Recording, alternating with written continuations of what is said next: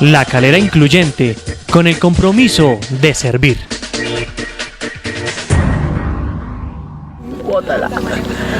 No sé si volverá, no sé muy bien si va a volver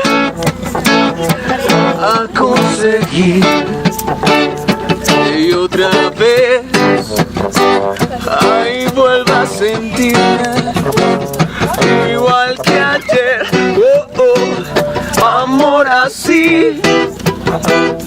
No sé vivir si tú no estás, amor.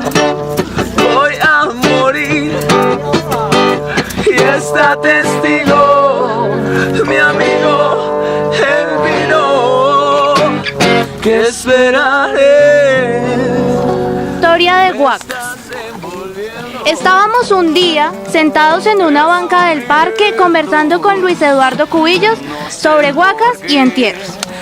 Sí, hay gente que ha encontrado. En un tiempo decían que antiguamente enterraban la plata. Los de antes enterraban la plata y entonces cuando ya morían echaban a rejuntar luces y ese era el miedo que daba. Iba uno de noche por entre un camino, por entre un arrabal de monte y de pronto alumbraba una luz. No creo que yo te tengo, me siento bien, that's right, hoy again. Pero todo es un juego de tus flagelos, loco por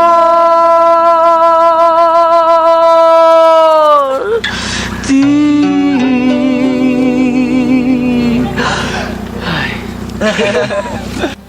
Esta fue nuestra primera versión de la fogata musical. Estuvimos en la vereda de Márquez en esta primera ocasión, compartiendo con toda la comunidad que nos pudo acompañar, niños, jóvenes, adultos, tenemos abuelitos con nosotros, estuvimos con los chicos de la Fundación Mía.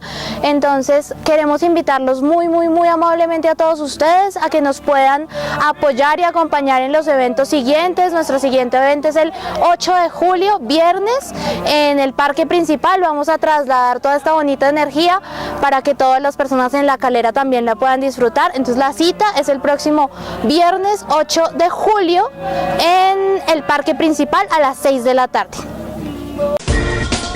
La Calera Incluyente, con el compromiso de servir.